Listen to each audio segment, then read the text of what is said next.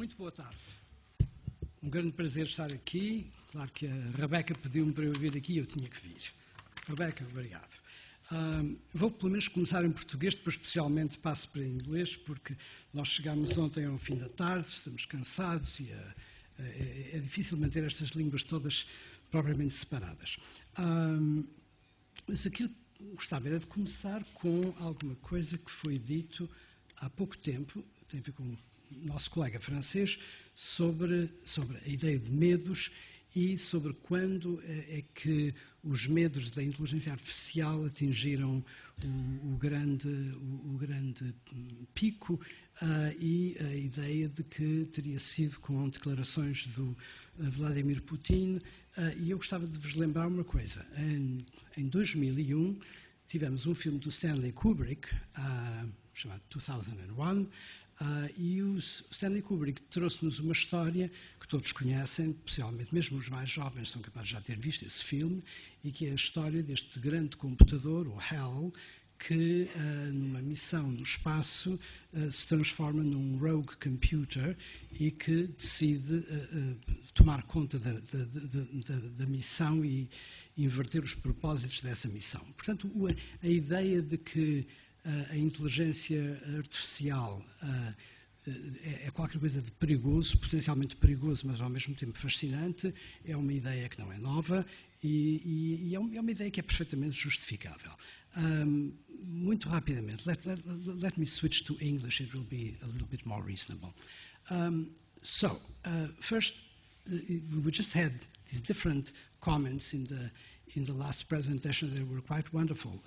Our colleague from Carnegie Mellon talked about not having fear about what is happening in artificial intelligence, and I entirely share her view that this is something that is absolutely natural. In fact, even in one of the most troubling developments in artificial intelligence, which has to do with the idea that we are going to conquer our future in the form of transferring our humanity, our very mind, into devices that are artificial, and therefore we're going to be able to live forever. Even that is perfectly natural. Keep in mind that culturally, humans developed extremely early the idea that once they realized that they were mortal, the idea that it was important to be concerned with mortality. It was something that caused fear. It was something to be troubled by, and there was a remarkable development culturally, which is the idea that, in fact, there could be a mind that could be living forever and that would guarantee the continuation of a human being eternally.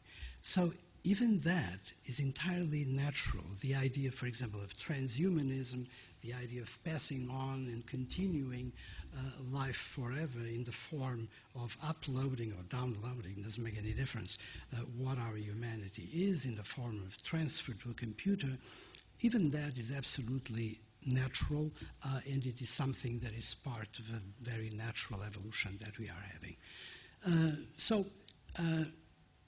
The idea that it is natural, the idea that it is inevitable are two ideas with which I am entirely, comfortable. I also want to tell you that it is not as simple as that, and there are, in fact, real dangers, and there are at least over-interpretations. The dangers, let me tell you, are extremely simple. The power of artificial intelligence is such that one can see the time in which it will be possible for some of these agents that are being generated by us human beings of acquiring some autonomy, acquiring an autonomy of intelligence that will allow them, under certain circumstances, to be not our friends, colleagues, and servants, but in fact something that could be a rogue agent, something that could turn against what we can do and what we want them to do. So that possibility exists, and that possibility, that's exactly the kind of thing that people like Nick Bostrom in the UK, or people, of course, like Stephen Hawking for several years, and Bill Gates, and even Elon Musk, who is, of course, entirely committed to the future of artificial intelligence, and at the same time concerned with the possibility of developments that would not be favorable to us. And I think one ought to be extremely concerned with that possibility. There's also another possibility that is one step lower. In other words, it's not the autonomy of an agent, but the possibility, which is obvious, that some rogue agent, and that rogue agent could be a country or could be groups of people within a country, would take over and execute acts that are best described as cyber warfare. We know that every day right now in our universe, in our world, we're having invasions of all sorts of institutions. For example, institutions that control the flow of water into cities, or the flow of electricity, or air traffic control, that are invaded by hacking and can therefore fall in the hands of powers that are not beneficial and that would be of no advantage to any particular country or any particular group, except that some groups would take advantage of that, and they could in fact be a country, or they could be some other group, in the traditional forms of crime that are quite well known. There's nothing, again, terribly novel in terms of humanity. There's something novel in terms of the mode of execution, and our mode of execution, the very enormous success that we humans have had with artificial intelligence allows for those developments. One thing that I do want to make clear is that I am, most of the time, extremely positive at these developments. And in fact, given the remarkable topic, which is fighting fears, my first message is that one should be careful of not emphasizing the fears, and in fact spending more time emphasizing the huge advantages that artificial intelligence has brought to us. But it's extremely difficult to take an even position. It's extremely difficult to take a 50-50 fair posture in relation to these developments. By exactly the same token, it is difficult to say today that we should be optimistic about the world.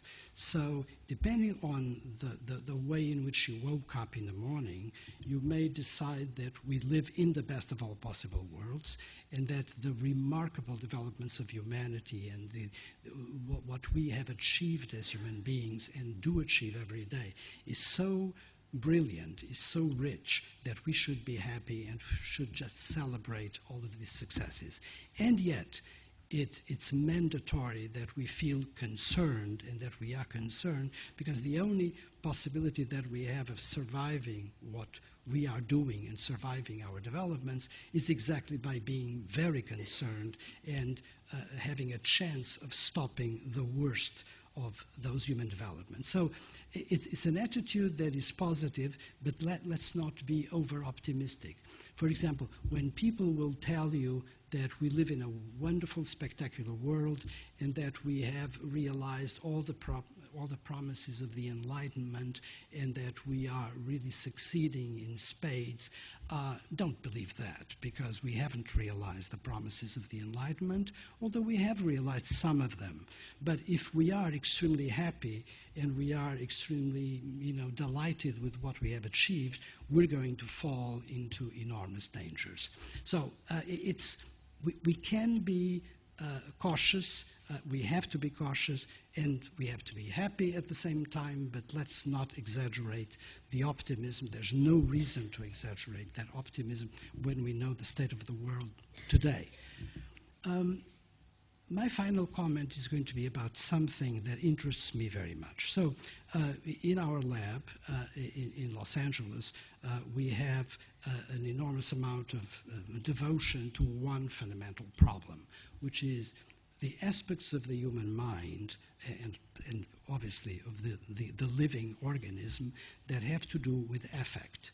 Affect is an umbrella term for such things as drives, motivations, emotions, and feelings.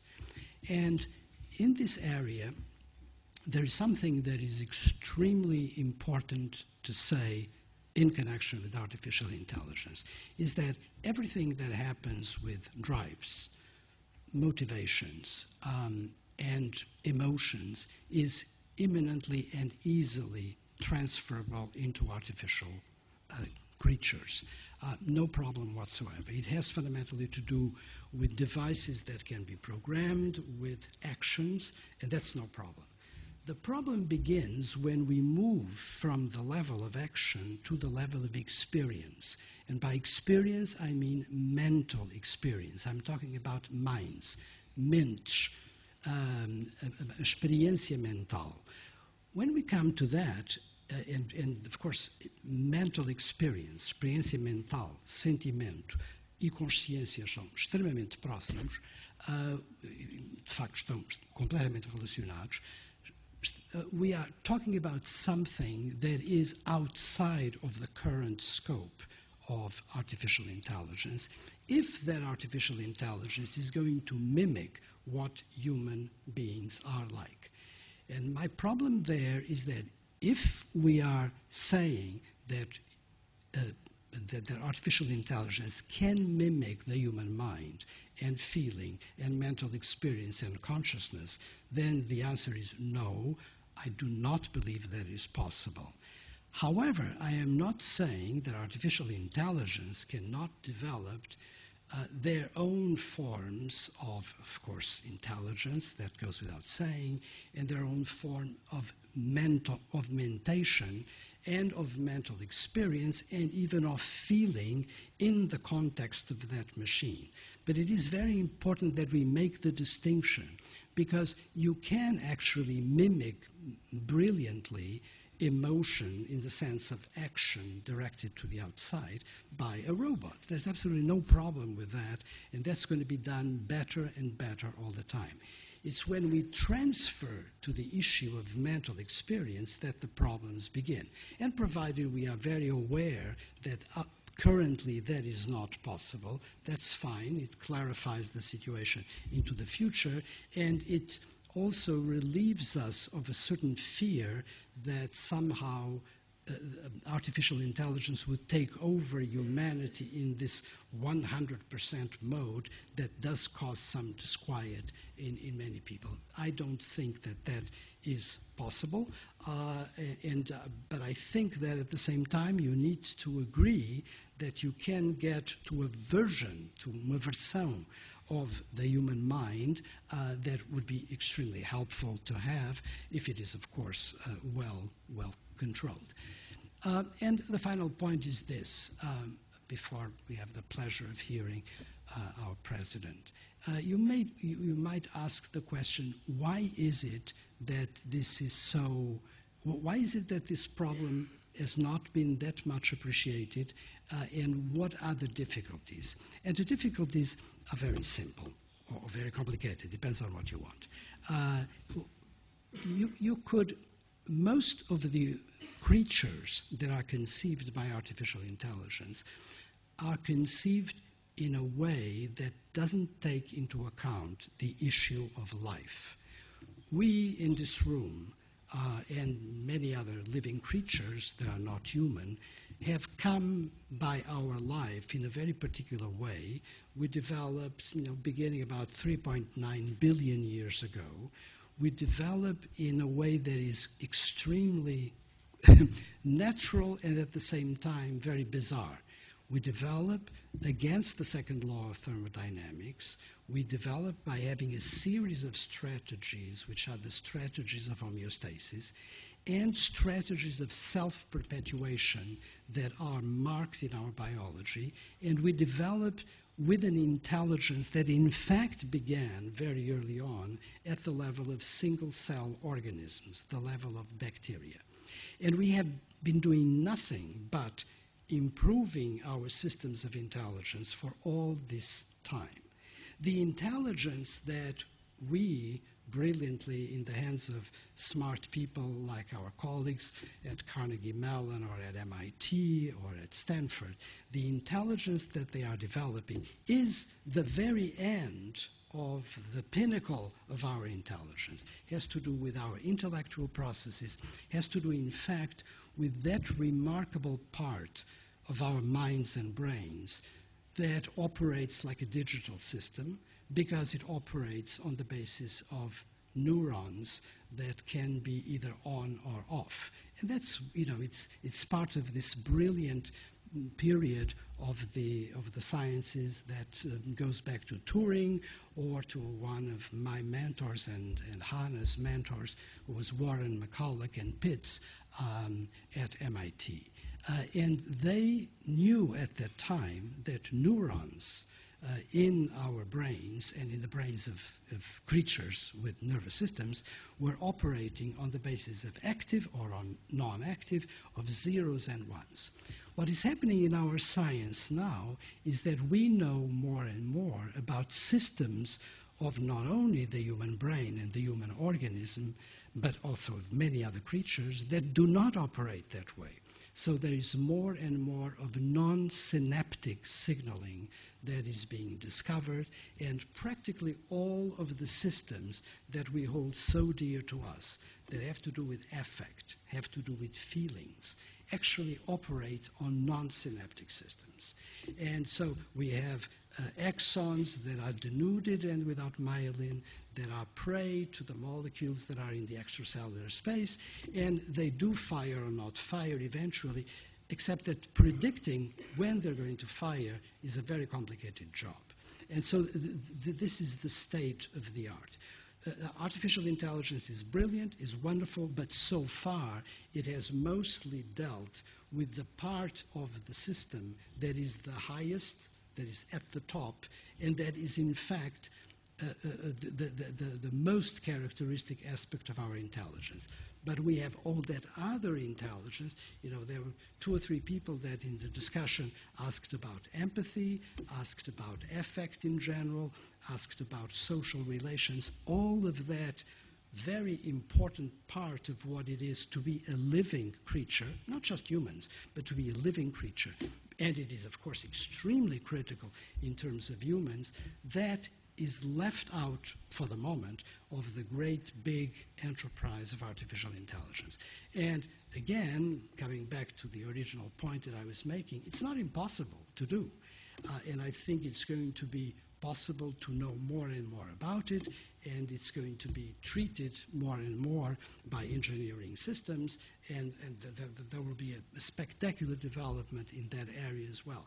But what is very important, if we're going to get there, is to know that we are not there yet, and to know what is lacking. And right now, what is lacking is precisely the part of humanity and precisely the part of living systems that has brought us to where we are, and that it is so difficult to define when you just use a word like intelligence without saying, no, wait a minute. There is intelligence that has these very strong computational characteristics, but then there's all the intelligence that has to do com a vida dos afetos, com a vida dos sentimentos, which in fact has been essential to promote the development of cultures throughout evolution and to do what we do every day, which is negotiate.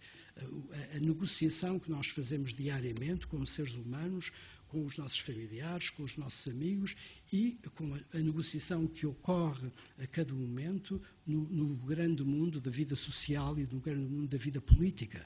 Política é negociação. Governo é negociação. E essa negociação é feita em parte com sistemas intelectuais, mas numa grande parte é feita com sistemas afetivos que são extremamente profundos e que a inteligência artificial, no corrente momento, tem dificuldade em capturar.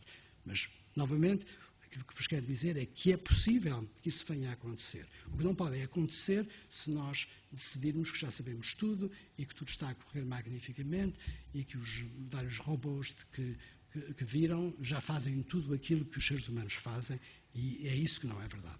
Okay? Muito obrigado.